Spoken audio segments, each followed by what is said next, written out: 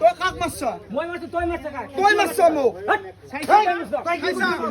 ও তোর কোন ছাই কি পাল খুবই দুঃখজনক বিষয়, একটা হিন্দু মানুষে একটা মেয়ে মানুষের মারতাছে, কিন্তু আগে গেল না। আমরা দুইজন আগে যাওয়ার পরে সবাই কিন্তু আগে এলো। তো দেখেন ফুল ভিডিও।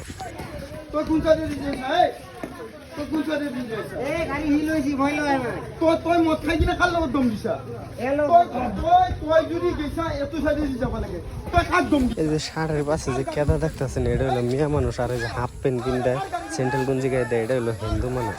এই দুইজনের নাচাল